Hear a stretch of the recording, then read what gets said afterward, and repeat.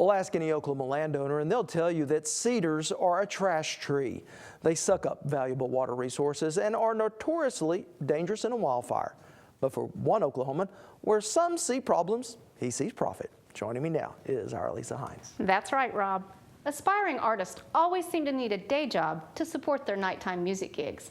And a local musician in Longdale, Oklahoma is no exception.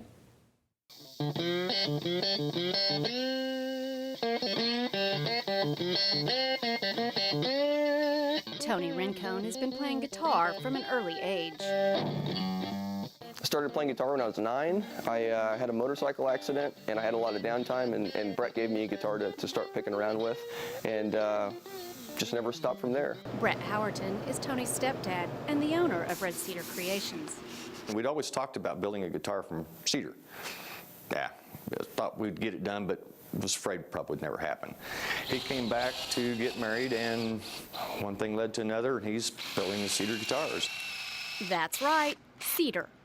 That nasty menace Oklahoma farmers hate.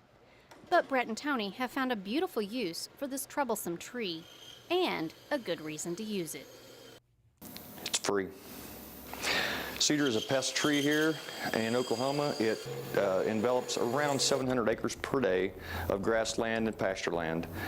And basically the farmers are glad to give us trees. Makes for a beautiful guitar. It's not a conventional type of wood for guitars, so it really turns eyes when people see cedar top guitar. It's just not very usual. And it's all about customization. It depends on the type of guitar. I build a Telecaster style guitar that definitely appeals more to the country guys, because the Telecaster goes hand in hand with country music. But it just depends on the type of guitar, and like I said, most things are custom, so whatever they need, that's what I mold the guitar around. I build the entire guitar. I do everything. I mean, I don't build the electronics. I do all my own wiring, but every part that's out of wood I build myself. Now, not only does Red Cedar Creations create beautiful music from cedar, but they also create for the afterlife as well. I grew up with a hammer in my hand, and about 30 years ago, a peddler from Arkansas brought some cedar through Fairview at the lumberyard.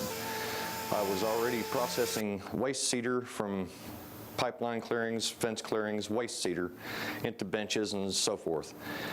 And started working with cedar, found it was very unusual, difficult to work with, but very unusual and very beautiful. And in about '94, my grandfather requested his red cedar casket. There were none to be found on the market. My wife and I spent about 3 years developing the first one. And when it was his time, he got a cedar casket. Now there's a difference between a casket and a coffin. And here, size does matter. I'd always wanted to build a coffin. Okay, a coffin is a 6-sided box, a casket is 4.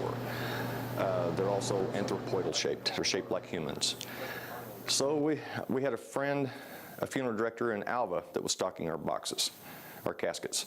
So we went to the museum. That he'd donated an antique coffin to the museum in Alva. We went to look at it, to measure it, to copy it, and it was not possible because it was so small. Mother Nature just doesn't make mankind so small anymore. So I came back and developed this box from scratch. Basically laid on the work table, drew it around myself, and built it as large as I could to fit inside the standard vault. Custom made and custom played, creating beauty from something that most don't find even remotely beautiful.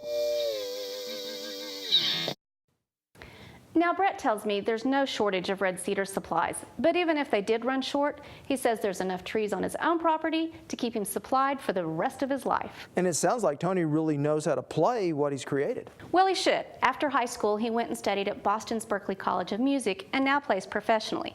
So making guitars is his day job, so he can have his nighttime job of playing music. Yeah. Now, I want you to tell everyone the story you told me when you came back from the shoot about one of their more interesting cedar casket sales. That's right. They had some caskets in an area in Enid, and as this gentleman came in to buy his own casket, the funeral director was taking him around the room, showing him all these caskets. Well, they came to this red cedar casket, and he said, "This is it."